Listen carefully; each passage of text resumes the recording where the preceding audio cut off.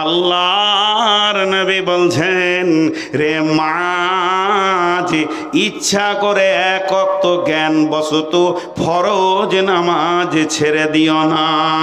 যে ব্যক্তি ইচ্ছা করে জ্ঞান বশত এক ওয়াক্ত ফরজ নামাজ ছেড়ে দেয়, আল্লাহ বান্দা আল্লাহ সম্পর্ক কেটে যায়।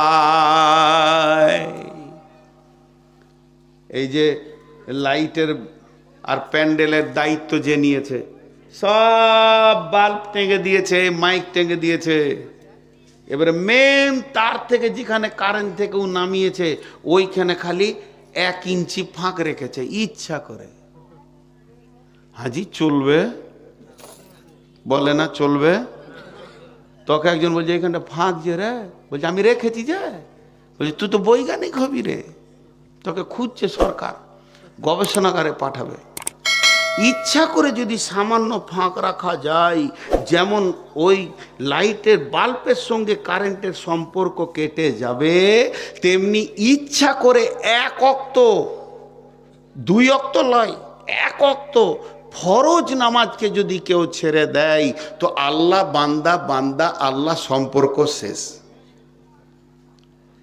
এখন যদি কাউন্টিং করতে লাগি যে 5 ওয়াক্তের নামাজি কতগুলো আছে, জি কাউকে জিজ্ঞেস করছি ভাই নামাজ পড়েন, হ্যাঁ হুজুর কখনো কখনো ছাড়া যায়। বলে ছুটি কি করে লাভ, আমাকে দেখিয়ে দাও তো দরখাস্ত, আমিও 2 মাসে ছুটি নিব একটু। নামাজে ছুটি আছে? নামাজ যদি কোনো কারণবশত, মেয়েদের মেন্সে মাপ আছে, এটা মানে নাপাক এই জন্যে মাপ, তো বাকি কোনো কারণবশত নামাজ যদি মাপ থাকতো, কোনো কারণবশত নামাজ যদি মাপ থাকতো, কোনো কারণবশত নামাজ যদি মাপ থাকতো, তো প্রথম নামাজ মাপ হইতো কার? হজরতে ইমাম হোসেনের কারবালার ময়দানে।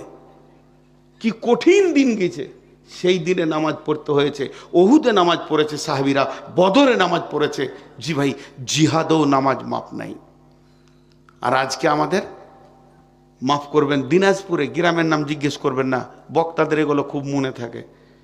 একটা জালসাই গেলাম, আমি আর মানোয়ার বক্তা দুজনেই আছি।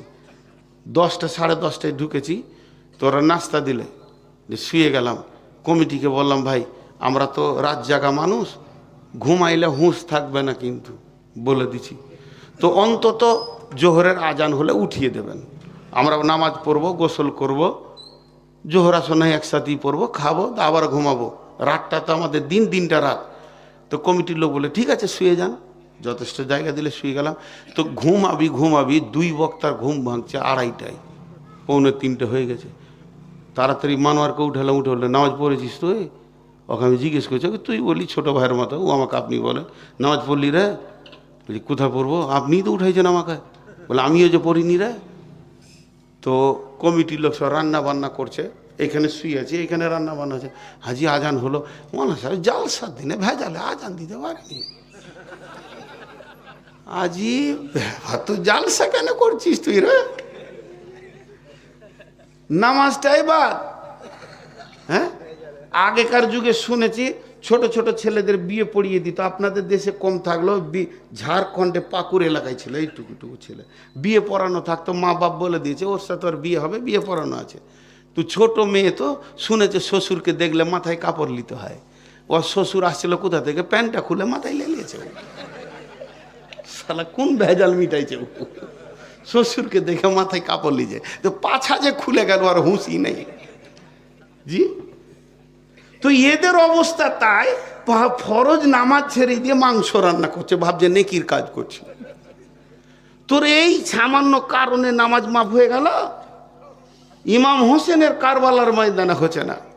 আল্লাহর নবী বলছেন মাঝরে ওয়ালা তাওয়াক্কান ওয়ালা তাতরুকান্না সলাতা মাকতুবাতান মুতাআম্মিদান ফা ইন্না মান তারাকাস সলাতা মাকতুবাতান মুতাআম্মিদান ফাকাদ বারিয়াত মিনহু জিম্মাতুল্লাহ। মুফতিরা বলছে তোমরা নামাজ পড়ো দাঁড়িয়ে, না পারবে তো বসে, না পারবে তো শুয়ে, না পারবে তো ইশারায়, পারলে উজু করো, পারছো না তো তায়াম্মুম করো, তাতেও যদি না পারো তো বিনা উজুতে পড়ো, না পাক আছো গোসল করে নাও। গোসল করার কোনো ব্যবস্থা নাই, তাতেও তুমি পড়ে লাও। প্লেনে উড়ে তুমি মক্কা গেলে, মক্কা থেকে যখন তুমি ফিরছো ফজরের টাইম হয়ে গেছে, তুমি আছো 60,000 ফুট ওপরে, প্লেন চলছে, পূর্ব মুখে চলছে, সিটের ক্যাপাসিটি নাই, তুমি পূর্বমুখী পড়ে লাও। তারপরও ফরজ নামাজ তোমার মাফ হবে না। দুবাইয়ে যখন প্লেনে উঠলাম তখন ফজর হতে আর 1.5 ঘন্টা বাকি, উজু টুজু করব, করে উঠলাম, আর আল্লাহকে বলছি আল্লাহ উজু যেন না ভাঙে, ঘুমিয়ে যেন না যায়, আর আরও কিছু শর্তে উজু যেগুলো ভাঙে যেন উজু না ভাঙে। যাক, উজু ভাঙলো না, ঠিক টাইম হয়ে আসলো, এবার তো পূব মুখে নামাজ পড়তে হবে। মনটা কেমন কেমন করছে। উঠলাম, উঠে একবারে প্লেনের পাছাতে চলে গেলাম, গিয়ে দেখছি ওইখানে ওরা সব রান্নার জিনিসগুলো রেখেছে, ওইখানেই নামাজ ধরে নিলাম। সেবিকা দুটোকে সরে গেলাম আমার নামাজ পড়া দেখে। প্লেনে আজান দিয়ে নামাজ পড়েছি হজে, আমরা ফুল প্লেন জামাত করে নামাজ পড়েছি হজে, সব সিটে সিটে জামাত। আল্লাহ আমাকে দিয়ে আজান দেয়া হলো। জি, আমার চাচা বলছে ওঠ আজান দে, এসার টাইম হয়ে গেছে। তখন 67,000 ফুট ওপরে আছি, আজান দিয়ে দিলাম, গোটা প্লেন শুনতে পেয়েছে যে আজান হয়েছে। জামাত হবে জি, সব উজু করে লাও, তেমিম করে লাও, উজু না আছে তো সব রেডি হয়ে গেল। সামনে আমাকে তুই ইমামতি কর। তো নামাজ মাপ নাই জি, বিশ্ব নবী নবী হয়েও নামাজের মাপ পায়নি, আপনি আমি কি পাবো? সকলে একবার যদি হাতটা তুলেন তো আজকে জালসাটা কামিয়াব হয়ে যাবে। যতগুলি লোক বসে আছেন, টাকা কালেকশন যা হয়েছে হয়েছে, আমি দুটো মুসল্লি কালেকশন করব। বলেন আর জ্ঞানবশত নামাজ ছাড়বো না। সকলে হাত তুলেন, হাত তুলেন, আল্লাহর রাস্তে বলছি, বলেন আর জ্ঞানবশত নামাজ ছাড়বো না। নিজের মুখে বললেন, আল্লাহ খুশি হবে, আর জ্ঞানবশত নামাজ ছাড়বো না। হাত নামান। মাশাল্লাহ, আমি একটা দোয়া দিচ্ছি, জোরে আমিন বলবেন। এই আল্লাহ, যতগুলি লোক হাত তুলেছিল এরা পূর্বে যত নামাজ পড়েনি, তুমি আল্লাহ মাফ করে দাও, আর নামাজ ছাড়িয়েন না। এত কত পয়েন্ট। নামাজ কি জানেন? আল্লাহ বান্দা বান্দা আল্লাহ কথা হয়, নামাজে কথা হয় গো, গল্প হয় আল্লাহর সঙ্গে বান্দার। নাম্বার 4, বিশ্বনবী বলছেন মাঝরে ওলা তাশরিবান্নাল খামরা, খবরদার মদ পান করিও না। মদের বোতল খবরদার পান করিও না। ফাইন্নাহু রাসুন কুল্লি ফাহিশাতিন, এই মদ হলো সমস্ত নোংরা কাজের মাথা। আল্লাহর নবী অন্য জায়গায় বলেছেন ফাইন্নাহু মিফতাহুন নার, মদ হলো জাহান্নামের চাবিকাঠি। যে লোকটা মদ খেয়ে নিল সে যেন নিজেই জাহান্নামের দরজাটা নিজের জন্যে খুলে দিল। মদ পান করিও না। জি ভাই, আপনাদের মালদার লোক মদ খায় না? খায় না? না, আলহামদুলিল্লাহ। বোতল খায়? বোতল খায়? জি, খুব নোংরা কাজ। সমস্ত গুনার মাথা বলা হয়েছে। যদি একটা ঘটনা শুনেন, তালবিসে ইবলিসের লিখা বইটা অনেক দামি বই, দামি লোকের লিখা। ইবলিসের চক্রান্ত কত রকম আছে, তো বুঝে নেবেন যে এটা সমস্ত গুনার মাথা। একটা লোক মসজিদের কোণে বসে বসে 30 বছর ধরে ইবাদত করছে, আল্লাহর জিকির করছে, সারা রাত কাঁদছে, ইবাদত করছে। ইবলিস শয়তান দেখে নিয়েছে, ওরে সোহান আল্লাহ, একে তো কোনো রকম জাহান্নাম নিয়ে যেতেই হবে। তো ও মসজিদের পশ্চিম দক্ষিণ কোণে পড়ে আছে বাম দিকে, তো ই ডান দিকের কোণে হাব্বা জুব্বা পরে আমার মতো মুলবি সেজে এসে বলছে সুবহানাল্লাহ আলহামদুলিল্লাহ ওয়ালা ইলাহা ইল্লাল্লাহ ইল্লাল্লাহ। তখন এই আবেদ মনে মনে করছে, ওইটা আবার কে রে? নতুন লোক দেখছি। তোর কাছে আস্তে আস্তে গেল, তুমি কে? বলছে ডিস্টার্ব করিস না, জিকিরে ডিস্টার্ব করতে আসিস না। তো বারবার যখন জিজ্ঞেস করলো তখন বলছে ভাই আমি একজন আল্লাহওয়ালা। তো তোকে কি সব কথা বলতে হবে যে আমি কে? তুই কবার জিকির করলি রে? রাত 10টা থেকে এসে যে ঢুকেছিস মসজিদে 11টা 12টার দিকে, এখন 3টে বাজতে চললো, ফজর আজান হবে, তুই কতবার জিকির করেছিস? বলছে 550 বার হলো। বলছে আমার 40,000 বার চলছে। ওর মিথ্যা কথা বলতে কোনো লাইসেন্স লাগবে? ও তো শয়তান, ও তো লাইসেন্স হয়েই আছে, ও মিথ্যা কথা বলবে। তখন বলছে ওরে সুবহানাল্লাহ 40,000 বার। তখন বলছি বুঝবি কি, মারেফাতের জ্ঞান তোরা আছে তাই তুই বুঝবি, এটা আসতে বলছে আমাকে শিখিয়ে দাও। শিখতে পারবি না, অনেক জটিল, শরীয়ত তরিকত হাকিকাত মারিফাত। দেখছেন না জিকির করতে করতে কুদছে ইল্লাল্লাহ ইল্লাল্লাহ। হ্যাঁ, বাংলাদেশে একটা গান বের করেছে, লাফাস না রে ভাই তোরা লাফাস না। লাফাস কেন কেন? লাফাইয়ে যদি আল্লাহকে পেত তা আগে পেত ব্যাং। হ্যাঁ, ব্যাং আগে আল্লাহকে পেত কি না? তোর থেকে বেশি লাফাই, ও সারা জীবন লাফাইছে। হ্যাঁ, তো এ সে শয়তান তখন বলছে আমার ডিস্টার্ব করিস না। তখন ও বলছে যে না আমাকে শিখিয়ে দেন, অল্প সময়ে যদি 40,000 বার হয়। ওর পিছে পড়ে গেছে। তখন ওকে আয়াত বলছেন বিসমিল্লাহির রহমানির রহিম, ইয়া আইয়ুহাল্লাযীনা আমানু তুবু ইলাল্লাহি তাওবাতান নাসুহা। হে ঈমানদার, তোমরা এক কাজ করো, আল্লাহর কাছে তওবা করে করে কাঁদো, চোখের পানিতে কাঁদো। ওকে বলছে তোর কি চোখের পানি বের হয়েছে? বলেন না। তাহলে এক কাজ কর, যখন তুই গুনাহ করবি দিয়ে আল্লাহর কাছে কাঁদবি, তখন চোখের পানি আসবে। আর যখন চোখের পানি আসবে তখন আল্লাহ রাজি হয়ে যাবে। যখন আল্লাহ রাজি হয়ে যাবে তখন তোর সুবহানাল্লাহ আলহামদুলিল্লাহ ওই রকম করে তরপাবে, লাফাবে। তখনই বলছে ভাই গুনাহ করা কি যায়? বলে না, তবে গুনাহ করে তওবা করে নিতে হবে। দিয়ে ওকে গুনার ব্যাখ্যাটা আগে দিয়ে দিলে। তখন ও গাল চুলকাইছে, তেমনি করছে কি গুনাহ করা যায়? তাহলে কি গুনাহ করা যায়? তো বলছে আরে ছোট বড় গুনাহ, বেশি বড় তোকে বলবো না, তুই পারবি না, তো সাহস তো কম। আমি বড় বড় করেছি বলে এখন তওবা করে কাঁদছি। তো ছোট গুনাহটা বলতে এক কাজ কর, একটা মার্ডার কর। ওইটাকে ছোট বলছে ও,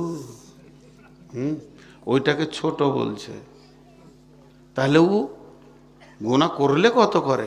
তখন এই আবেদ বলছে এরি সুবহানাল্লাহ ইন্না লিল্লাহ, এত বড় কাজ আমার দ্বারা হবে না। বলছে ভাগ তুই। চলে গেল। খানিক পর বলছে না আর একবার যাই, যদি ছোট কিছু গুনাহ থাকে। আবার এসে বলছে হুজুর শিখিয়ে দেবেন না? বলে তোর লেগে আর একটা গুনাহ ভেবেছি, সেটা হচ্ছে ব্যভিচার করতে হবে, জেনা। আস্তাগফিরুল্লাহ, লম্বা করে জিব্বা করে যে তুই যাবি আমার কাছ থেকে, ওটাও করবি না এটাও করবি না, তোর কি আমি ঠিকালে বসে আছি? হ্যাঁ, যখন কড়া করে বলেছে তখন বলছে আর কিছু আছে? বলছে তোর জন্য আর কি বলবো রে, একটু খেতে হবে। ও ভেবে দেখলে যে ব্যভিচার করে কাপড় খুলতে গেলে তো বেটি ছেলে দেখবে, তো ওটা তো বাদ গেল, মার্ডারও করতে হলো না, তো এইটুকু খেয়ে নিব, নিশাটা কেটে যাবে, আল্লাহর কাছে তওবা করে নিব। তো বলছে মাল পাবো কোথা? তোমার পকেটে ছিল, বের করে দিলে।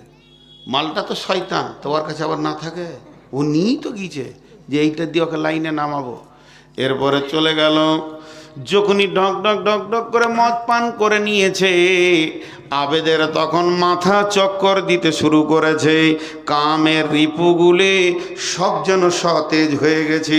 পাগলার মতো মসজিদের ভিতরে রাত্রি 2:45 পাগলামি করছে। এমন সময় তার সেক্স ক্ষমতা এত বেড়ে গেছে, শুধু মহিলা খুঁজছে।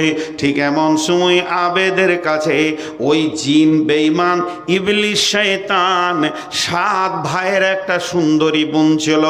7 ভাইয়ের ডাকাত, তাদের একটা সুন্দরী বোন ছিল।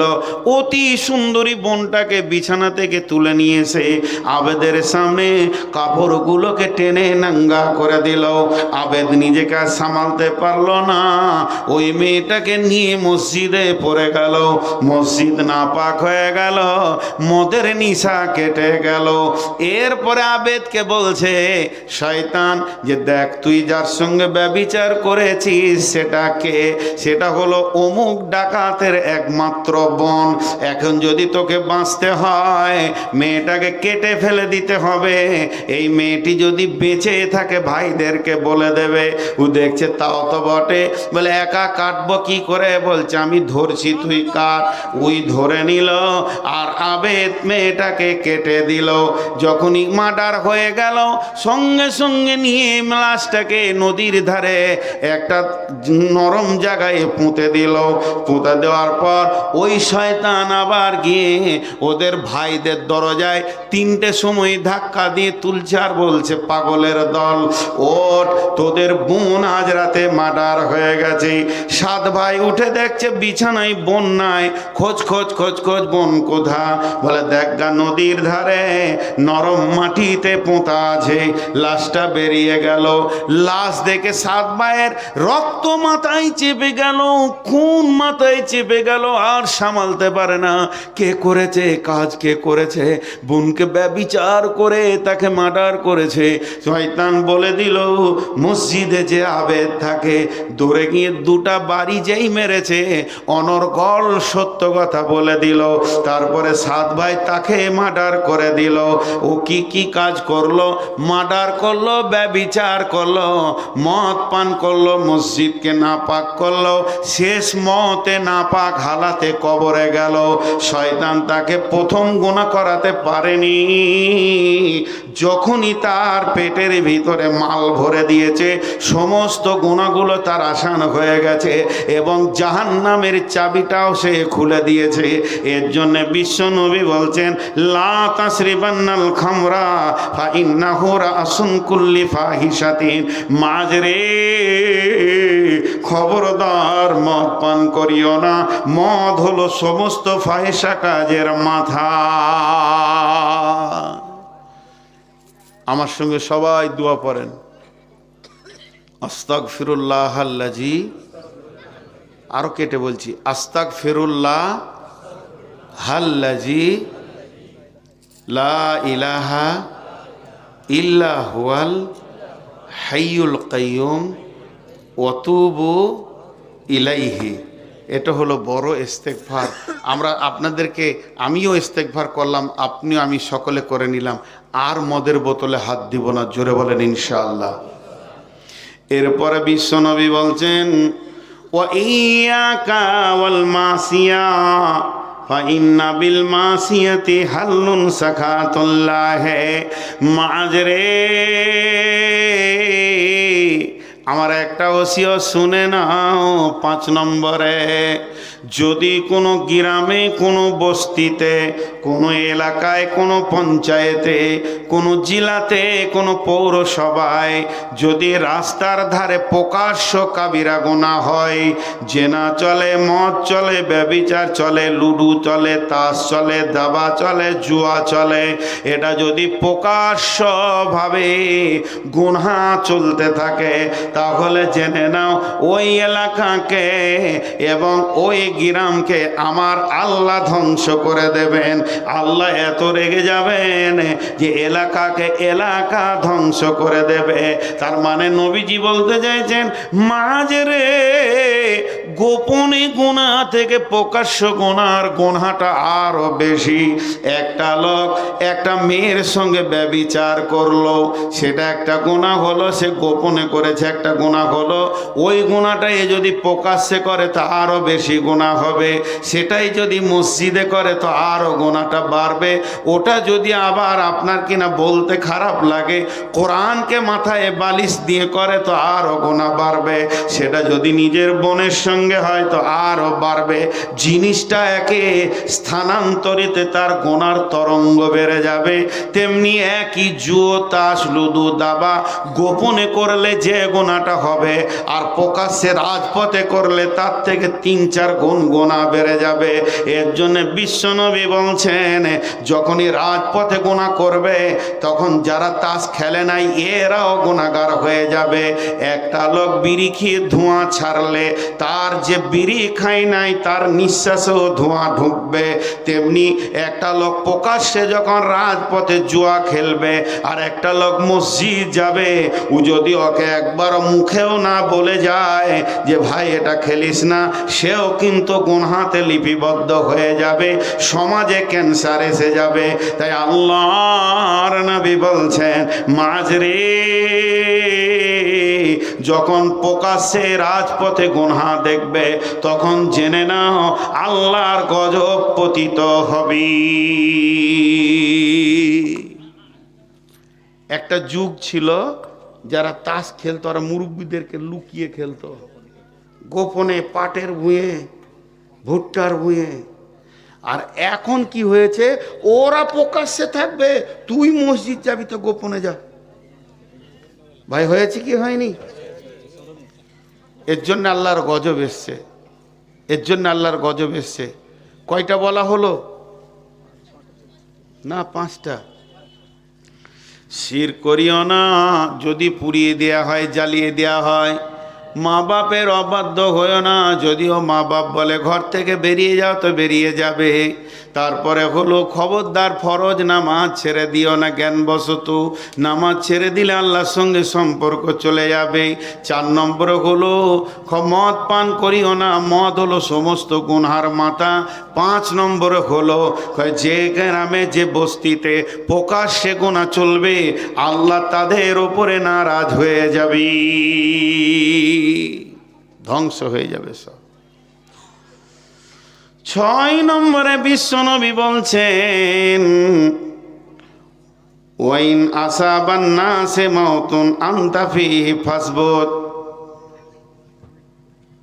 ওয়া ইয়াকা ওয়াল ফিরারা মিনাজ জাহাফি ওয়াইন হালাকান নাস। এটা 6 নম্বর। ওয়া ইয়াকা ওয়াল ফিরারা মিনাজ জাহাফি ওয়াইন হালাকান নাস। এই আইনটা সারা পৃথিবী মেনে নিয়েছে, নাস্তিকেরা মেনেছে, আস্তিকেরা মেনেছে, বিশ্বনবীর তৈরি আইন। বিশ্বনবী বলছেন মাঝরে যখন তোমরা জিহাদের ময়দানে নেমে যাবে, দিনকে কোরআনকে বাঁচানোর জন্য জিহাদ শুরু হয়ে যাবে, ঈমান বাঁচানোর জিহাদ শুরু হয়ে যাবে। জিহাদের ময়দানে যখন তোমরা নেমে যাবে পেছন ফিরে তুমি বাড়ি চলে আসিও না।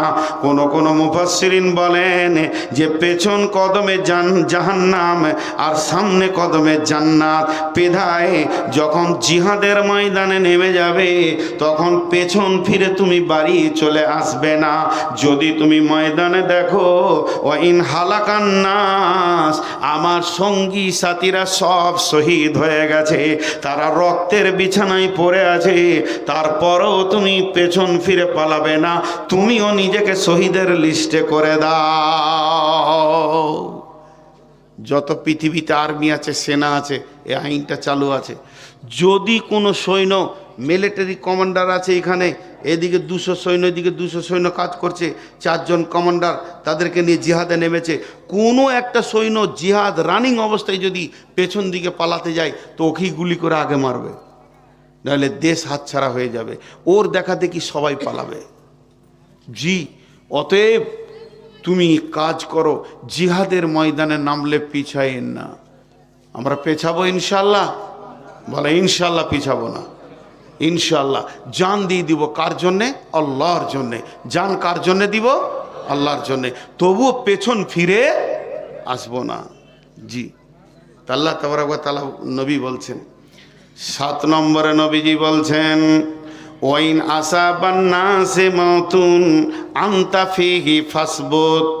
এই আইনটাও পৃথিবী মেনে নিল করোনার সময়। বিশ্বনবী বলছেন যদি কোনো মহামারী রোগ এসে যায়, ওয়াইন আসাবান নাসে মাউতুন, দল দল লোক মারা যেছে, এ গ্রামে ও গ্রামে, এ টোলা ও টোলায় মারা যেছে, তুমি যদি সেই অবস্থায় বেঁচে থাকো তাহলে একটা কাজ করবে, সঙ্গে সঙ্গে আনতা ফিহি ফাসবুত, তুমি ওখানেই থাকবে, স্থানান্তরিত হবে না, এক জায়গা থেকে আরেক জায়গা যাবে না। যেমন করোনাকে বন্ধ করার জন্যে এই আইনটা মেনে নিল, কেউ কোনো জায়গায় সফর করবে না, না, সফর বন্ধ হয়ে যাবে, নিজের নিজে গায়ে বাস করবে, তাহলে মহামারী কমে যাবে। আল্লাহর নবী ওটাই বলেছেন, খবরদার মাঝ, মানুষকে ক্যান্সারে মারে না, জন্ডিসে মারে না, করোনাতে মারে না, পৃথিবীর কোনো রোগ নাই যে মানুষকে মারে। আল্লাহর কোরআন বলছেন, আল্লাযী খালাকাল মাউতা ওয়াল হায়াতা, তিনি হায়াত এবং মওতকে বানিয়েছেন। আমি কবে মরবো আর কবে পৃথিবীতে আসব, এই পৃথিবী সৃষ্টি হওয়ার 50,000 বছর পূর্বে লেখা হয়ে গেছে, সেই লিস্ট ধরে চলছে। অতএব মাঝরে যখন মহামারী চলবে, তখন কেউ যেন জায়গা ছেড়ে পালিয়ে যেও না, ওখানেই তুমি থাকবে। দুইখানা জিনিসকে মনে রাখিও, 1 নম্বরে মহামারী তোমাকে মারতে পারবে না, 2 নম্বরে তুমি পালিয়েও বাঁচতে পারবে না। জি, কয়টা হলো? এবার 8 নম্বরটা একটু মজার আছে। ওয়া আনফিক আলা আয়ালিকা মিনাত তাওলেক, ওয়া আনফিক আলা আয়ালিকা মিনাত তাওলেক। মা বোনেরা কান করে শোনেন, আপনাদের বেশি শোনার দরকার আছে, আপনাদের হয়ে উকালতি করব এখন। খালি মনে মনে নিয়ত করেন, জালসা শেষ হলে নূর মাহমুদকে একটা মুরগির ডিম দিব, লাভ আপনাদের করব, তারপরে যাব। মুরগির ডিম নাইলে হাঁসের ডিম দিব, মেয়েরা এবার লাভ হয়ে যাবে। বিশ্বনবী বলছেন, হে পুরুষের দল, ও আনফিক আলা আয়ালিকা, তুমি তোমার ছেলে মেয়ে, বিবি, স্ত্রী, কন্যা, মা বাপ, ছোট ভাই বোন, অর্থাৎ তোমার অধীনস্থে যারা রয়েছে, তুমি ইনকাম করে যাদেরকে খাওয়াও, খবরদার বখিল হার কিপটে হয়ে যেও না। ও আনফিক আলা আয়ালিকা মিনাত তাওলেক, তোমার ইনকাম যেমন, তেমনি যেন তোমার খরচাটাও ফ্যামিলির ওপরে হয়। তুমি যেমন ইনকাম করো সেই রকম মাপে খরচা করবে, বখিলি করিও না। জি ভাই, তুমি খরচা করো ওই অতটা মাপের যতটা তুমি ইনকাম করো। হার কিপটে মাল আপনাদের এলাকায় আছে? আরে বলে না আছে? হ্যাঁ, সারা সিজন পার হয়ে গেল, 1 পিস ইলিশ কিনে ছেলে মেয়ের মুখে দিলে না, বিবির মুখে দিলে না। হ্যাঁ, পাওয়া যাচ্ছে না, কিনে না বলি আসে না, কিনলে ট্রান্সপোর্ট চলে আসবে। হ্যাঁ, এলাকার লোক কিনে না। মাংস কিনলে না, আজকে জালসার দিন গো, পোলট্রি নিয়ে এসে ভরে দিয়েছে, 2 কেজি গরুর মাংস নিলে না। নদীর মাছ চলে যাচ্ছে, কিনছে না, ছোট ছোট মাছ আর পুঁটি আর নিয়ে এসে খালি বলছে খেয়ে যা। এই মাল আছে না নাই? এখন আপেলের সিজন চলছে, 1 কেজি নিয়ে আসছে না, অথচ ওই বহুটাকে তুমি পেয়েছো 16 বছর, 17 বছর, 18 বছর, 20 বছর বয়সে, তার বাপ মা তাকে খাইয়ে কত সুন্দর করে তোমার কোলে দিয়েছে, আর সে যখনই তোমার পাল্লায় পড়ে গেছে, আহা। কোন স্কুল মাস্টার এখানে আছেন? মাপ চাইছি, ক্ষমা চাইছি আপনাদের হাতে পায়ে ধরে। স্কুল মাস্টারদের আল্লাহ যে কত কিপটে করে। আমার মেয়ের জন্য 2 স্কুল মাস্টার এসেছিল বিয়েলে, আমরা তুই ভাগ। এত হার কিপটে পৃথিবীতে দ্বিতীয় কেউ হয় না। যদি শুনি যে স্কুল মাস্টার, তো আমি বলি ইন্নালিল্লাহ, ছেলেটার কপাল খারাপ গো, চাকরি পেয়ে গেল। ও আর ভালো জীবনে খাবে না, গোটা হাট ঘুরে কানা বেগুনলে ঘর ঢুকবে। রমজান মাসে একটা লোক মোটর সাইকেলে যেছে, আর আমি গাড়িতে যেছি, তা আমার ড্রাইভারকে বলছি ওই লোকটা স্কুল মাস্টার, আর যার মোটর সাইকেলে যেছে ও আমাকে আগিয়ে আনতে এসছে জলসায়। ওর জলসাতে গিয়ে জিজ্ঞেস করছি ইফতারের সময়, যে গো ওই যে লোকটাকে তুমি গাড়ি করে আনলে স্কুল মাস্টার না? বলছে হ্যাঁ, হাই স্কুলের মাস্টার। আমাকে বলছে আপনি কী করে বুঝলেন জি? বললাম একটা তরমুজকে 4 ফালি করে 1 ফালি কিনে নিয়ে যাচ্ছে, ওর হাতে ঝুলছিল, ওটা স্কুল মাস্টার ছাড়া কেউ পারবে না। যে মাটি কেটে খায় সেও গোটা তরমুজ নিবে ছেলে মেয়ের লেগে। পেপারে আনন্দবাজার একটা দিয়েছিল যে আমার মেয়ে কতটা পড়াশোনা করেছে, মাস্টার্স পাস, ভালো ছেলে চাই, চাকরিজীবী, ব্যবসায়িক, ভালো ছেলে চাই। যে শেষকালে দিয়েছে, তবে যেন কোনো স্কুল মাস্টার আসবেন না। সুবহানাল্লাহ। যদি স্কুল মাস্টার থাকেন ভাই, মাপ চাইছি আপনাদের কাছে, ক্ষমা চাইছি, আপনারা আমাকে মাফ করে দেন। তো হার কিপটে হইও না, হার কিপটে হইও না। মা বোনেরা এবার খালি ডিমটা দেওয়ার নিয়ত করেন। যদি কারো স্বামী হার কিপটে হয়, যদি কারো স্বামী হার কিপটে হয়, ওই মেয়েটি স্বামীর মালকে চুরি করে খেতে পারে, কোনো গুনাহ হবে না। বিশ্ব নবীর কাছে এবার দলিলটা দিই। আল্লাহ রসুলের চাচার নাম হলো আবু সুফিয়ান, হার কিপটে মাল ছিল আবু সুফিয়ান। আর আবু সুফিয়ানের সঙ্গে যখন হিন্দার বিয়ে হলো, হিন্দা যদিও কলিজা চাবিয়ে ছিল, পরবর্তীকালে ঈমান এনেছিল। হিন্দা ছিল উদার মেয়ে। হিন্দা আবু সুফিয়ানকে বিয়ে করার পর খাবার দাবার ভালো পাই না। অভিযোগ করবে কাকে? বিশ্ব নবীকে এসে বলছেন, তখন হিন্দা ইমানদার। হিন্দা এসে বলছেন, ইয়া রাসূলুল্লাহ, আপনার চাচা এত হার কিপটে মাল, আলু আর পাটের শাক খেতে খেতে দাঁতে খেসা পড়ে গেল, এখনো একদিনও মাছ কিনছে না, এ ব্যাপারে আপনি ফাইসালা দেন। বিশ্বনবী বললেন, হার কিপটেদেরকে জালসা করেও মাল কিনানো যাবে না, তার থেকে সহজ রাস্তা, স্বামীর মাল চুরি করে ইলিশ কিনো, আপেল কিনো, আঙ্গুর কিনো, পেট ভরে খেয়ে নাও, গামছা দিয়ে মুখ মুছে দাও। আর যদি বলে 500 টাকাটা খুঁজে পেয়েছি না কেন গে, কসম করে বলে দাও, আল্লাহর কসম আমি লইনি, তোমাকে পাওয়ার দাও হচ্ছে তুমি চুরি করে খাও, গুনাহ হবে না। মা বোনেরা পকেট মারেন। এবার আপেল এখন দুর্ধর্ষ কাশ্মীরে নেমেছে, চারিদিকে আপেল চলছে। তো হ্যাঁ, পানি খায়, ডিম দিবে কিনা ওইটা মনে মনে হচ্ছে, তো পানি খায়। আপনাদের বিরক্ত লাগছে নাকি?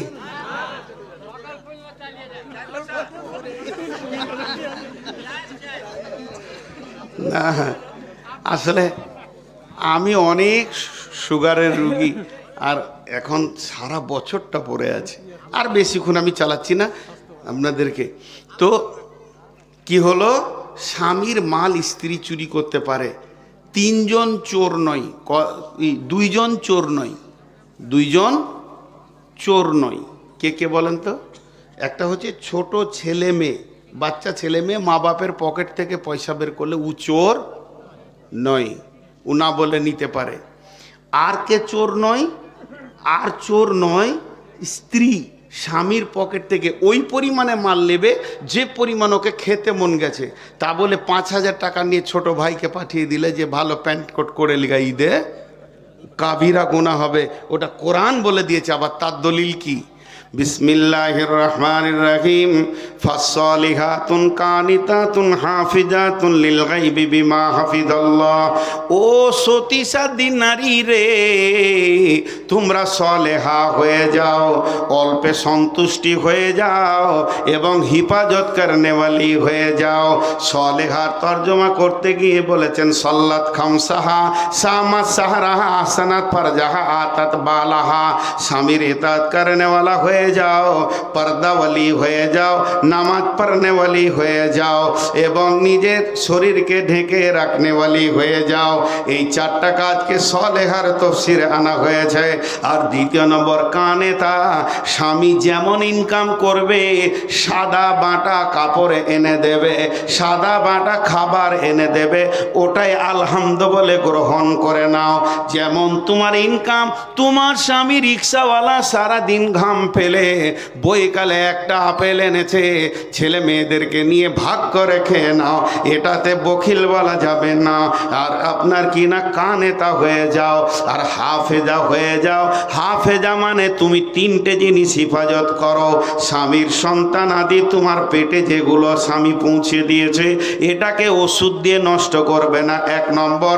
2 নম্বরে তোমার মাথা থেকে পা পর্যন্ত মহারানা দিয়ে স্বামী কিনে নিয়েছে, এটা তুমি ক্ষয় করতে পাবে না, নষ্ট করতে পাবে না। 3 নম্বর, স্বামীর ঘরে যে মাল আছে, টাকা পয়সা, সোনা দানা, চাউল ডাউল, আনাজ আছে, এগুলো তুমি খরচা করে দিতে পারবে না। স্বামীর বিনা হুকুমে মা বাপকে তো দেওয়ার কথা, অতিরিক্ত দান করতে পারবে না।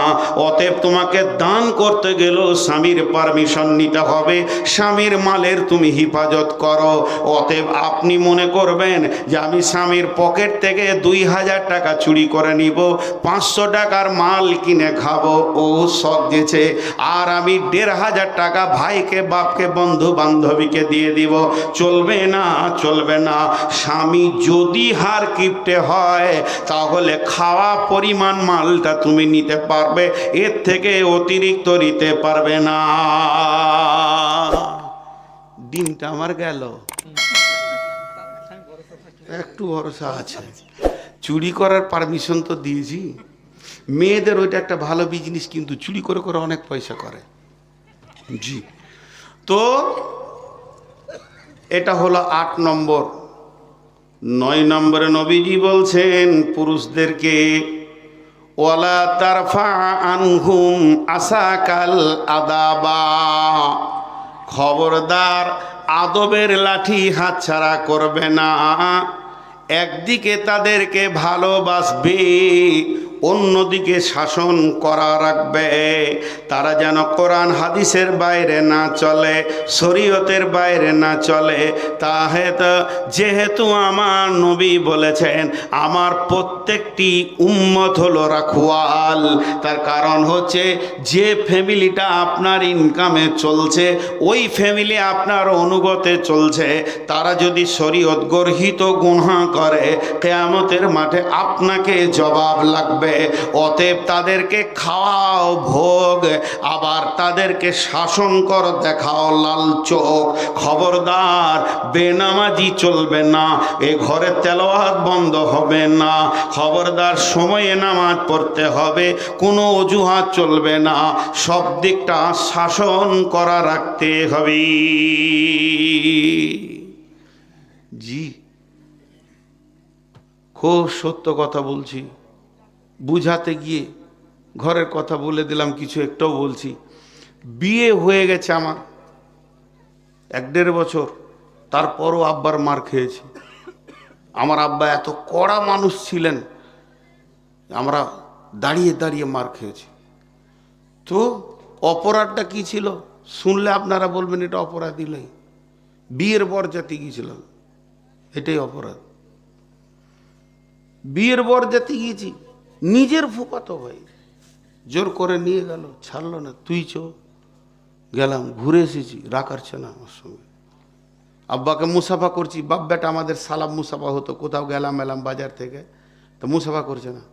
আমাকে পরিষ্কার বলছে, তুই বাড়ি থেকে বের হয়ে যা, তোর সাথে আমার কোনো সম্পর্ক নেই।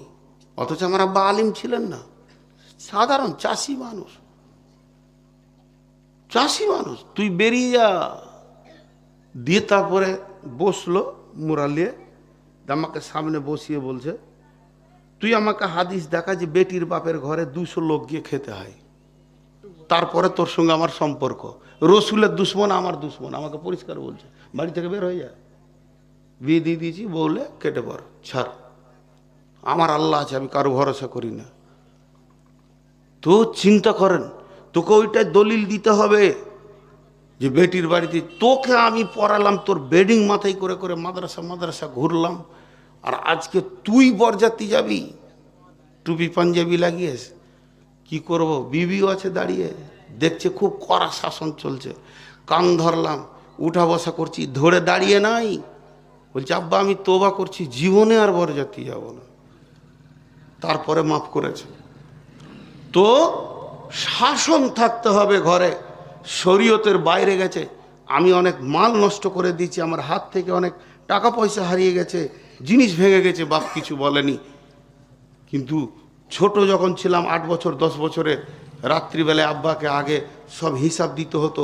জোহর কোথা পড়েছি, আসর কোথা পড়েছি, মাগরিব কোথা পড়েছি, এশা কোথা পড়েছি, ইমাম কি কি সূরা পড়েছে, আমার ডান দিকে কে ছিল, বাঁ দিকে কে ছিল, এত হিসাব দিতে হতো। তারপরে ঘর ঢুকতে পেতাম। কিন্তু কোনোদিন হিসাব লাইনি যে টাকাটা হারালো কেন, যাজ্ঞা যাক ছেড়ে চলে গেছে, নাই নসিবে। কিন্তু ইসলামের ব্যাপারে খুব কড়া ছিল। একদিন ছুটি নাই, মাদ্রাসাতে ঘর চলে এসেছি, আর আব্বা গোহালে ঝাঁট দিছে, গরুর ঘর সাফ করছে, ওই ঝাঁটা করেই 2 বাড়ি দিয়ে দিলে। তুই আজকে ছুটি নেই, তুই মাদ্রাসা থেকে এলি, মানে ওখান থেকেই ধরলাম মাদ্রাসা। আবার রহম নাই যে অত দূর থেকে এলি, পানি খা। হ্যাঁ, তোকে আমি মাদ্রাসায় দিয়ে আসবো, তুই বাড়ি আসবি। আজকে আল্লাহ সেই চেয়ারটা দিয়েছে, ওই ঝাঁটাটার কি মূল্য ছিল, আজকে এই চেয়ারটাতে বসেছি। জি ভাই, তো বিধায় শাসন প্রত্যেকটা ঘরে ইসলামের উপরে থাকবে। শরীয়তের বাইরে কোনো ছেলে চলবে, ওই খাল উঠিয়ে দিব তোর, আবার আপেলও খাওয়াবো, লে রে বাবা সিজনে আপেল চলছে, 2 কেজি আপেল খাও, তুমি খাও পান করো, কিন্তু শরীয়তের বাইরে। আল্লাহ নবী ওটা বলছেন। 8 নম্বরে বলছেন, ও আনফিক আলা আয়ালিকা মিনাত তাওলিক, যেমন তোমার ইনকাম আছে ওই রকম তুমি খরচা করো। আল্লাহ আমাকে ইনকাম দিয়েছে অনেক, আমি কতবার উমরা করেছি সেটা আপনাদের বলতে আসেনি। আমার বিবি অন্তত 6 থেকে 7 বার উমরা করলো, আমার মেয়ে 6-7 বার উমরা করেছে। আল্লাহ আমাকে 17 থেকে 18 বার নিয়ে গেছে। আল্লাহ তাবারাক ওয়া তাআলা অত্র এলাকায় 20 থেকে 25 জন আলেম আমার সঙ্গে উমরা করেছে, তাদেরকেও আমি আল্লাহর রাস্তা, আল্লাহর ঘর দেখিয়েছি। আল্লাহ তাবারাক ওয়া তাআলা এইভাবে দিন কাটিয়ে নিয়েছে। এর জন্য আমার রব বলছেন, আমার নবী বলছেন, মাঝরে ও আনফিক আলা আয়ালিকা মিনাত তাওলিক, তোমার যেমন ইনকাম আছে তুমি সেরকম খরচা করো, কিন্তু ওয়ালা তারফানহুম আদাক আসাকাল আদাবা, খবরদার তুমি আদবের লাঠিটা হাত ছাড়া করে দিও না, ওটাকে তুমি ফেলে দিও না, ওটাকে কাজে লাগাও। শরীয়তের বাইরে চললে তুমি লাঠিকে কাজে লাগাও। তাহলে 9টা বলা হয়ে গেল। 9 কথার 1 কথা, 10 কথার 1 কথা, লাখ কথার 1 কথা, কোটি কথার 1 কথা, সব কথাগুলো যার দাম, নবীজির শেষ কথাটা তার থেকে লাখো গুণের দাম। বিশ্বনবী শেষকালে বলছেন, 10 কথার 1 কথা মোহর মেরে দিয়ে বলছেন, ও আখিফহুম ফিল্লাহে। কত ছোট কথা, কত ওজন আর কত ছোট কথা। বিশ্বনবী বলছেন, মাছ আমার এই কথাটা যদি তুমি একবার শুনে নাও, কোনো গুনাহ তোমার গায়ে টাচ করবে না। ও আখিফহুম ফিল্লাহে, জলে থাকো, স্থলে থাকো, ভাসমান আকাশে প্লেনে উড়ে যাও, কিংবা সমুদ্রের মাঝে ভাসমান থাকো, জঙ্গলে থাকো, জনসমুদ্রে থাকো, একা থাকো, পৃথিবীর যে কোনো কোণে থাকো না কেন, সুস্থ থাকো, অসুস্থ থাকো, আর ফ্রি থাকো চাই ব্যস্ত থাকো, এই জিনিসটা সব সময় সঙ্গে রাখবে। ও আখিফহুম ফিল্লাহে, আল্লাহর ভয়কে সঙ্গে রাখিও। তোমার সঙ্গে যদি আল্লাহর ভয় সব সময় থাকে, তোমার গায়ে কোনো গুনাহ টাচ করবে না। উঠবেন না। যেমন প্রথম কথাগুলো বললেন, শুনলেন, তেমনি শেষ কথাগুলো 5-10 মিনিট শুনেলেন। একসঙ্গে দোয়া করে সবাই উঠব, আমার রব খুশি হবেন। আজকের মজলিসটা আমাকে খুব ভালো লাগছে। আমি প্রথমেই বলেছি যে এই কমিটির ছেলেরা আমার সঙ্গে যে ব্যবহার করেছে, আমি এখনো পর্যন্ত ওদের কোনো একটা ত্রুটি ধরতো। এমন ছেলে, ডাক্তার বলছে আবার মাস্টার বলছে গাড়িটা ধুয়ে দিব। হাজি আমার গাড়ি ধুতে চাইছে, আমি কোনো মতেই দিতে চাই না। বলছে না, এটা আমাদের ভাগ্য। এত আদবওয়ালা ছেলে খুব কমই পাওয়া যায়। আল্লাহ এগুলো ছেলেগুলোকে কবুল করুন, আমাদের সকলকে কবুল করুন। সবাই আমিন বলেন। আল্লাহ আমাদের সকলকে কবুল করুন। হ্যাঁ, 3টে ডিম এসেছে, তাহলে আর একটা দিব নাকি ওরাকে? ওকালতি করতে করতে আর একটা পাওয়ার বাড়ি দিব। না এখন দিব না, সামনে বছর ডিম কাটে তাহলে আর পাবো না। তো এবার গুনে দিচ্ছি। বিসমিল্লাহির রহমানির রহিম। হযরতে মুআজ বিন জাবাল বলছেন, বিশ্ববাসী রে, আল্লাহর নবী আমাকে 10টা ওসিয়ত করেছেন। তার মানে আজকের জন্য তর্জমাটা নতুন করে আপডেট করে দিই।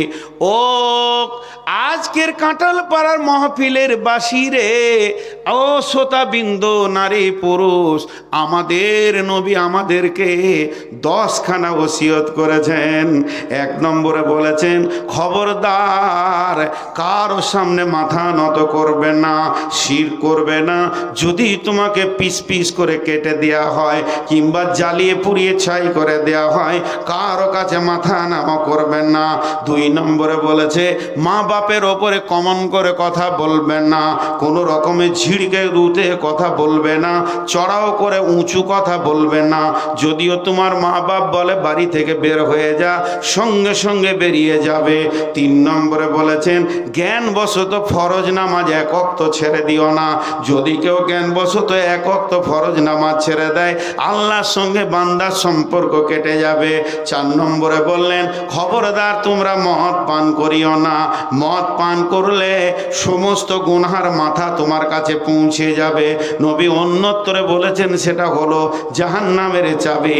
5 নম্বরে বলেছেন, যেখানে প্রকাশ্য রাজপথে গুনাহ হবে, আল্লাহ এলাকাকে ধ্বংস করে দেবে। 6 নম্বরে বলেছেন, যদি মহামারী চলে আসে, তুমি ভয়ে পালিয়ে যেও না, তোমাকে মহামারী মারবে না, আল্লাহ ছাড়বে না, ওখানেই অবস্থান করো। 7 নম্বরে বলেছে, জিহাদের ময়দান থেকে পালাবে না, সবাই যদি মরে যায় তুমিও শহীদ হয়ে যাবে। 8 নম্বরে বলেছেন, যেমন তোমার ইনকাম অমনি ছেলে মেয়ের পেছনে খরচা করো, বোখালতি করিও না। 9 নম্বরে বলছেন, তুমি আদবের লাঠিটা হাতছাড়া করে দিও না, কারণ যেমন তুমি ইনকাম করে খাওয়াবে ওই রকম শাসন করবে। 10 নম্বরে বলেছেন, যেখানেই থাকো আল্লাহর ভয় সঙ্গে রাখবি। ভাই 2-5 জন আপনারা উঠলেন কেন? আমি ছোট্ট একটা প্রশ্ন রাখলাম, উঠলেন কেন? যার শেষ ভালো তার সব ভালো। আমি কি এখনো 10 ঘন্টা থাকবো? জি না, আমি মাত্র কয়েকটা মিনিট থাকবো। তো এই 10 মিনিট যদি আপনারা বসে যান তাহলে সব ভালো হবে, আল্লাহ খুশি হবেন। আমি দোয়া দিব, একসঙ্গে সবাই উঠবো। আমি হার্ডলি আর 10টা মিনিট আছি, আমার মুখ তো বন্ধ নেই, আমি তো আপনাদের সঙ্গে কথা বলছি। উঠে গেলেন কেন? যারা গেছেন ভুল করেছেন, পারলে ফিরে আসেন। আজকের যে জালসাটা, এইটা দেখে মনে হচ্ছে যে আল্লাহ শ্রোতা বক্তা উভয়কে কবুল করেছেন, আর আল্লাহ যেন উভয়ের গুনাহ মাফ করেন, আর উভয়কেই যেন রসুলের দেওয়া ওসিয়তের উপরে চলার তৌফিক দান করেন।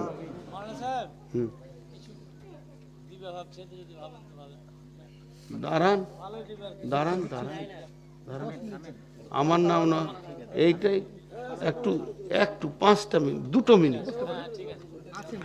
জি আমি আছি তো। তো আপনাদের কাছে আমি খালি একটা ছোট্ট কথা বলবো,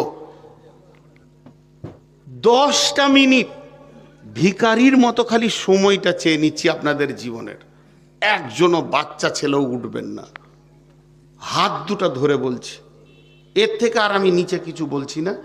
উঠবেন না, সকলেই বসে থাকেন, একসঙ্গে উঠবো, দোয়া পড়ে উঠবো, আল্লাহ খুশি হবেন। 10টা মিনিট সময় চেয়ে নিলাম, আর কিছু চাইনি। এখন আমি আপনাদের সাথেও কথা বলবো, ডানে বামেও কথা বলবো। এটা ঈদগাহ কেন্দ্রিক মাহফিল, এই আয়োজনের পেছনে একটা খরচা আছে। তো কোরআনের ভিতরে আপনারা আলেম ওলামাকে জিজ্ঞেস করবেন, বড় বড় আলিমদেরকে, যে কোরআনে এসেছে যত জায়গায় জিহাদের কথা, তো মাল আর জানের কথা বলেছেন। ওয়াতুজাহিদুনা ফি সাবিলিল্লাহি বিআমওয়ালিকুম আনফুসিকুম, জান মালের কথা কোরআনে আছে জিহাদের ব্যাপারে। জান দেওয়াটাও যেমন জিহাদ, মাল দেওয়াটাও জিহাদ। তো পুরো 12টাতে আমি ছেড়ে দেবো ইনশাল্লাহ। 8টা মিনিট আছে, 8 মিনিট হবে, দোয়া পরে ছেড়ে দিব। এই 8 মিনিটে একটা বাজতে 8 মিনিট আছে, এই একটা বাজবে আর ছেড়ে দেবো একসঙ্গে ইনশাআল্লাহ। 8টা মিনিট আপনারা বসেন। পৃথিবীতে একটা ক্যান্সার এসেছে, এই ক্যান্সারটা আজকে নয়, মোটামুটি 10-15 বছর থেকে ক্যান্সারটা ঢুকেছে, খুব মারাত্মক ভাইরাস হয়ে গেছে। করোনার ভাইরাসের থেকেও এইটা বেশি ভাইরাস, কিন্তু মানুষ বোঝে নাই। করোনাটাকে যত গুরুত্ব দিয়ে দেখেছে, এই ভাইরাসটাকে দেখে নাই। তো এইটা আজ থেকে 20 বছর আগে ছিল না। সেটা কি জানেন? ওটা হচ্ছে তর্কি। তয়কার র কয় হস্যই কি দিয়ে একটা জিজ্ঞাসা চিহ্ন, তর্কি। কেউ যদি কোনো কাজ করে যে ভাই তুমি এটা করো না, তোর কি মানে তুই কি বলতে এসছিস, আমার যেমন যাবে করব। এ যুগে আর জ্ঞান দেওয়ার মতো জায়গা নাই, সবাই 16 আনা হয়ে গিয়েছে। এমনকি স্কুলের মাস্টার একটা ছেলের কান মুলে দিয়েছে, তার চাচা নেতা এসে তাকে অফিসে মেরে বাড়ি যাচ্ছে, আমার ভাতিজা এরম করবে তো তোর কি। এই তোর কিটা যে কত বড় ক্যান্সার। আমাদের জামানার কথা বলছি, আমরা যখন ছোট শিশু ছিলাম, 3তে 4তে 5এতে পড়েছি, তখন রাস্তাতে মাগরিব পর একা গিয়েছি। তো আমার চাচা নয়, নিজের চাচা নয়, চাচা তো চাচা বলছে, কে রে, পড়াশোনা বাদ দিয়ে ঘুরছে রে, তো কলমু ঝরে লুকিয়েছি, মারবে নাকি? স্কুলে মাস্টার মেরেছে, ওই মাঠটা খেয়ে হজম করেছি, বাড়িতে এসে আর বলছি না আব্বাকে যে মাস্টার মেরেছে, তার মানে আর একবার পড়ে যাবে। তোকে মারলে কেন, তাহলে পড়া হয়নি? এইটা এ যুগে আর নাই। তোর কি, তোর কি। হ্যাঁ, এই ক্যান্সারটা যেতে যেতে আঙ্গুলে ক্যান্সার হয়েছে, ডাক্তার বলছে এই পর্যন্ত কেটে দে, তাহলে তুই বেঁচে যাবি। ও বলছে ওষুধ খায়, দিয়ে এই ক্যান্সারটা যেতে যেতে এই পর্যন্ত এসেছে। এরপর কি করবি? কলিজা কাটবি অর্ধেক, আর কিছু করার নাই। এই ভাইরাসটা কত দূর গেছে, একজন আর একজনকে মানে না, তোর কি। এই না মানার অভ্যাসটা মা বাপ খেয়াল করেনি, নিয়ে না খেয়াল করতে করতে আজকে ছেলেরা বাপকেও মানছে না, তোর কি। শেষ পর্যন্ত একই বিছানা কম্বলে শীতে বাস করছে, স্ত্রী স্বামীকে মানছে না, তোমার কি, আমার যেমন যাবে করো। এটা এটা এটা করোনার থেকেও ভাইরাস। এটা কঠিন ভাইরাস পৃথিবীতে এসেছে, কেউ কারো কাছ থেকে দুটি কথা শুনতে চাইছে না। অথচ কবি কি বলছেন, বিশ্বজুড়া পাঠশালা মোর, সবার আমি ছাত্র, যে যত পারবে আমাকে জ্ঞান দাও, আমি জ্ঞানকে গ্রহণ করব। জি ভাই, একজন শিক্ষিত লোক বলছেন আমি মাতালের কাছ থেকে জ্ঞান পেয়েছি। আলিম, যদি এটা গল্প ভালো করে শুনেন, এক মাতাল রাস্তায় হাঁটছে, তো এরকম টলছেও, ওর পায়ের ব্যালেন্স নেই। ওই দিক থেকে এক মৌলানা আসছে আমার মতো হতভাগা, তোকে বলছে ওই সোজা করে হাঁট। তখন ওই অবস্থাতেই বলছে, মৌলভী সাহেব আমি সোজা করে হাঁটি না হাঁটি দেখতে হবে না, আমি পড়লে তো একা পড়বো, তুমি সোজা করে হেঁটো, না হলে সমাজ পড়ে যাবে। তো মৌলভী সাহেব বলছে দারুণ জ্ঞানের কথা বললে তো, আমি পড়লে একা পড়বো, তোমার চলনের বেঁকা হলে গোটা সমাজ বেঁকে যাবে, তুমি সোজা হয়ে আগে চলো। কিন্তু এই যুগে জ্ঞান দিব কাকে? সবারই তো 16 আনা জ্ঞান। চায়ের দোকানে এক এক যখন বক্তব্য ধরে, তখন নূর মোহাম্মদ কোথায় যাবি, সব তো ফেলিওর, ব্যাদ ব্যাদ ব্যাদ ব্যাদ ব্যাদ ব্যাদ, মনে হবে যেন কথা তৈরি মেশিন, ওটা বলেই যেছে। জ্ঞান দেওয়ার জায়গা আর নাই, শেষ হয়ে গেছে। শিক্ষক কেউ কাউকে মানতে চাইছে না। ইমাম আহমদ বিন হাম্বলের মতো একজন ব্যক্তিত্ব সম্পূর্ণ মানুষ, তিনি একদিন একটা সংকীর্ণ রাস্তায় হাঁটছেন, আর ওই দিক থেকে একটা কুত্তা, নিকৃষ্ট মানের প্রাণী, সেও আসছে। দুই দিকে নোংরা পানি ভর্তি সংকীর্ণ রাস্তা। তো কুকুরটা এরকম তাকিয়ে আছে ইমাম আহমদ বিন হাম্বলের দিকে, কুকুরটা এরকম তাকিয়ে আছে। তো ইমাম আহমদ বিন হাম্বল বলছে, কুকুরটা আমার দিকে তাকালো তো আমার হৃদয়টা গলে গেল। তার মানে ও যেন বলতে চাইছে, মুখে কথা বলেছে এটা বলছি না যে কুকুরের সঙ্গে কথা বলেছে, আবার এটা অন্য ব্যাখ্যায় চলে যাবে। উনি বলছেন ওনার দিকে তাকালাম, তো ওই কুকুরটা যেন বলতে চাইছে যে ইমাম সাহেব, আমি যদি নোংরাতে নামি তো আমার বুক পর্যন্ত ভিজবে, আর আপনি যদি একটা পা নামিয়ে দেন আমিও পেরিয়ে যাব, আপনিও পেরিয়ে যাবেন, পাটা ধুয়ে নেবেন।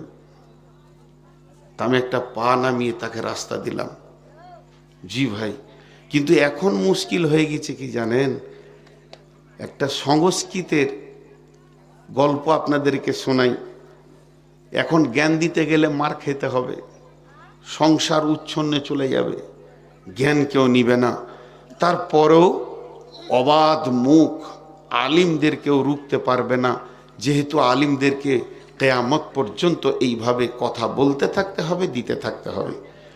তো সংস্কৃতের ঘটনাটা বলি আমি, এবার কোরআনের আয়াতের দিকে দ্রুত গতিতে এগিয়ে যাব। সংস্কৃতে ঘটনাটা কি, একটা তাল গাছে এক বাঁদর বসে আছে, প্রচণ্ড বৃষ্টি, আর তাল গাছের নিচে বাবুই পাখি বাসা করে বৃষ্টিতে ও নিজেকে শীত থেকে বাঁচিয়েছে। যখন ঝড় বৃষ্টি থেমে গেল, বাঁদর গোটা গাটা ভিজে গেছে, বাবুই পাখিটা বের হয়ে এসে বলছে, ভাই বাঁদর, এই অসময়ের জন্যে আমি কত কষ্ট করে, আল্লাহ আমাকে হাত দেয়নি, আমি ঠোঁটে করে করে করে মাল নিয়ে এসে অসময়ে বাঁচবো বৃষ্টি থেকে, গ্রীষ্ম থেকে, শীত থেকে, তার জন্য আমি একটা বাসা করেছি। আল্লাহ তো তোমাকে দুটো হাত দিয়েছে, তুমি কি অসময়ের জন্য একটা বাসা করতে পারোনি? তাহলে আজকে ভিজতে হতো না। কত সুন্দর জ্ঞান দিল। কিন্তু বাঁদর কি করলো? কি বললি? এত বড় অপমান! ওর বাসাটা ছিঁড়ে ফেলে দিল, ওর বাসাটা ছিঁড়ে ফেলে দিল। এই যে বাসাটা ছিঁড়ে নিচে পড়ে গেল, এত বড় একটা ঘটনা ঘটলো, এর জন্য দোষ কার? আপনারা বলবেন বাঁদরের, ফেলাটা ঠিক হয়নি, কিন্তু আমি বলবো বাবুই পাখির। ওরই ভুল হয়েছে, জ্ঞান দিতে গেছে বাঁদরকে। বাঁদর কি জ্ঞান লেয়? জ্ঞান দিবি তো মানুষকে দে, বাঁদরকে জ্ঞান দিতে গেছে। তো এই সমাজে আমার মতো কত বাঁদর আছে, তাকে যদি ভালো জ্ঞান দিতে যান তো আপনার জান চলে যাবে, কিন্তু আল্লাহ দিচ্ছেন একটা ওসিয়ত। আজকে আমরা বাধ্যতামূলক করেছি কিছু জিনিসকে। জি ভাই, বাধ্যতামূলক করতে চাইছি। এই কথাটা না বলে থাকতে পারছি না। এটা শুনেলেন, আমি নূর মোহাম্মদ মরে যেতে পারি, কিন্তু এই কথাটা শুনেলেন, আমি আপনাদের হাতগুলো ধরে বলছি, 2 মিনিট লাগবে। আজকে আমার দ্বারা যদি কোনো একটা ছোট ভুল হয়ে যায়, মৌলভী সাহেব ভুল করছে রে, কেন মৌলভী সাহেব কি ফেরেশতা তোর চোখে? ওকে 100% কোরআন হাদিস মানতে হবে, যে রব সেই তো মাফ করেছে, তুমি কেন বাধ্যতামূলক করবে?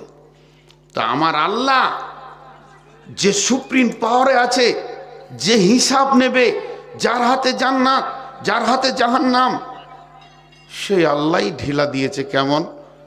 10 ভাগের 1 ভাগ করো, 9 ভাগ আমি মাফ করে দেবো আমার রহমতে। জি, সেই আল্লাহ বাধ্যতা করেনি বেশ কিছু জায়গায়। সেই আয়াত আপনাদের সামনে পড়েছি, 3খানা আয়াত ওই রকম আছে। আজকে মেন বক্তব্য আমার হাদিসটা, আয়াতগুলো বরকতা নিয়েছি কোরআনের আয়াত। দেখেন আমার আল্লাহর ভাষাটা, বিসমিল্লাহির রহমানির রহিম। কুল তাআলাউ আতুলু মা হাররামা রব্বুকুম আলাইকুম আল্লা তুশরিকু বিহি শাইয়্যা ওয়া বিল ওয়ালিদাইনি ইহসানা ওয়া লা তাকতুলু আওলাদাকুম মিন ইমলাকিন নাহনু নারযুকুকুম ওয়া ইয়্যাহুম ওয়া লা তাকরাবুল ফাওয়াহিশা মা জাহারা মিনহা ওয়া মা বাতান ওয়া লা তাকতুলু নাফসাল্লাতী হাররামাল্লাহু ইল্লা বিল হাক্কি যালিকুম ওয়াসাকুম বিহি লাআল্লাকুম তাকিলুন যালিকুম ওয়াসাকুম বিহি লাআল্লাকুম তাকিলুন যালিকুম ওয়াসাকুম বিহি লাআল্লাকুম তাকিলুন। দুটো কথা আপনাদেরকে বলবো এই আয়াতের উপরে। একটা লোক বিড়ি খায়, মদ খায়, চুরি করে, জেনা করে, মা বাপকে ভালোবাসে না, সব নোংরামি আছে। আমি গিয়ে ওকে বলছি, ওই এগুলো করছিস কেন? তুই মারবো, থাবো তো, ঘুরিয়ে দেবো, তোর দাঁত নামিয়ে দিব। কেন বাপকে ভাত দিস না? কি হয়েছে তোর? এত করে তুই মাস্তান মনে করেছিস, নিজেকে তুই ষাঁড় মনে করে নিয়েছিস, কোরআন তুই মানবি না? কি গরম আমার! শেষ ওকে সবগুলোতে যেন বাধ্য করছি, আমি চলে গেলাম। এর নাম তবলিগ নয়। আমার পরে পরে ইনি যাচ্ছেন, ইনি গিয়ে বলছে, ভাই মা বাপকে তো ভালোবাসতে হয়। আমি যেগুলো বলছি শোনো, মা বাপকে ভালোবাসতে হবে, নামাজ পড়তে হবে, হারাম ছাড়তে হবে, বিড়ি ছাড়তে হবে। যদি এগুলো বললাম তোমার বিবেক থাকে তা বুঝে নাও। তোমার বিবেক থাকে তা বুঝে নাও। এই যে রাস্তায় আমি হেঁটে আসছি, ওখানে একটা বড় নাস্তার মানে ফাস্ট ফুডের দোকান করেছে বাম সাইডে, আসতে বাম সাইডে 5টা 6টা ইয়ং ছেলে, কত বয়স হবে, 17-18 হবে। তো মাশাল্লাহ খেয়েছে হয়তো কিছু, খাবে, খাওয়াটা হারাম নয়। কুলু ওয়াশরাবু ওয়ালা তুশরিফু, আল্লাহ কোরআনে বলেছে খাও পান করো, অপচয় করিও না, হারাম খাওয়ার নয়। খাওয়ার পরে যে বিড়ি ধরিয়েছে 5 জনেতে, তো মনে হচ্ছে ফিলিস্তিনের কি আগুন দেখবেন ওটাই দেখেন। ওরা যে কোন মানুষের মানুষ, তো এদেরকে বাধ্যতামূলক, আর একটা হলো নর্মাল। তা আমার আল্লাহর ভাষাটার দিকে খেয়াল করেন। আল্লাহ এখানে 5খানা আইন বলছেন, পর পর 5টা কথা বলছেন। প্রথম নম্বরে বলছে, হে নবী তুমি আমার গোলামদেরকে, তোমার উম্মতদেরকে বলে দাও তারা যেন শিরকের মতো গুনাহটা না করে, আর যেন বাপ মায়ের সঙ্গে ভালো ব্যবহার করে। 3 নম্বরে নিজের সন্তানকে নিজেই যেন কতল না করে দেয়, অত্যার লাইগেশন যেন না করে। 4 নম্বরে যেখানে ফাহেসা কাজ হবে, নোংরামি হবে, ওই জায়গায় যেন আমার গোলামকে দেখতে না পায়। আর 5 নম্বরে বললেন, খবরদার মানুষ হয়ে যেন মানুষকে মার্ডার না করে। এই 5টা কথা আল্লাহ বললেন। 5টাই বড় বড় গুনাহ ছাড়ার কথা বলছেন, আর 5টাই মারাত্মক ডেঞ্জারাস আপনার কিনা কেসের কথা বললেন, সাংঘাতিক গুনার ব্যাপারে বললেন। শেষকালে আল্লাহর ভাষাটা কত মিষ্টি, যালিকুম ওয়াসাকুম বিহি, যালিকুম এই জন্যই তোমাদেরকে ওসিয়ত করছি, ওয়াসাকুম বিহি লাআল্লাকুম তাকিলুন, যদি তোমাদের বিবেক থাকে তো বুঝে নাও। আমি তোমাদেরকে 5টা কথা বললাম, বিবেক থাকে তো বুঝবি। ছেলে বেটাকে ছেলেকে আব্বা বলছে, বেটা রাতে একসঙ্গে ভাত খেতে দে, বলছে বেটা রে ওই তো ওর বাপ ডাকাচ্ছিল, ছেলেটাও ভালো লাগে, ওর সাথে ঘুরিস না বাবা, আর ও যেখানে সেখানে ওর সাথে যাস না, পড়াশোনাটা ভালো করে কর। ভালো কথা বলছি, মানবি তো মানবি, বিবেক থাকে তো বুঝবি। আল্লাহ ওইটাই বলছে, বুঝবি। যেদিন তোদের বুঝার ক্ষমতাটা আসবে, সেদিন তোরা আল্লাহকে বলবি আল্লাহ ছেড়ে দাও, আমল করে আসি, কিন্তু আর দ্বিতীয় চান্স পাবি না, আর দ্বিতীয় চান্স পাবি না।